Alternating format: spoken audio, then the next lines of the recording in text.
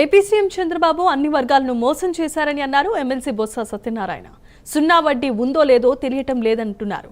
Budget కోసం ప్రజలంతా ఎంతో ఆసక్తిగా ఎదురు చూశారు, కానీ ఎంతసేపు వాళ్లను వాళ్లు పొగుడుకోవటానికి గత ప్రభుత్వానికి విమర్శించడానికే సరిపోయిందని అంటున్నారు.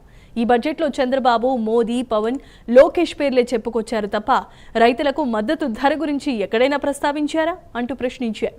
బడ్జెట్ అంతా అంకెల గారడిగానే ఉందన్నారు బొత్స సత్యనారాయణ. మేము వచ్చి 400 కోట్లతో చేశామని చెప్పి అడిగిన ఎలాంటి వీధిలోకి రైతులు చెప్తారు.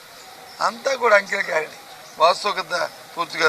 ఇప్పుడు కూడా ఈ బడ్జెట్లో ఓవరాల్ మా అభిప్రాయం ఆత్మశుద్ధి పరిణామం తప్ప ఇంకేమీ లేదు.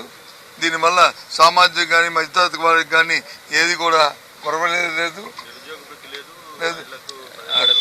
ఇవన్నీ ఉన్నాయి. మహిళపతి, ఆడబిడ్డ, సూపర్ సిక్స్ ఏవి కనిపించినాయి అవన్నీ డీటెయిల్ తర్వాత వెళ్తాం. అందుకే ఇక్కడ ఇప్పుడు ఆ డిస్కషన్ కంటే ఇవన్నీ వెళ్తాం.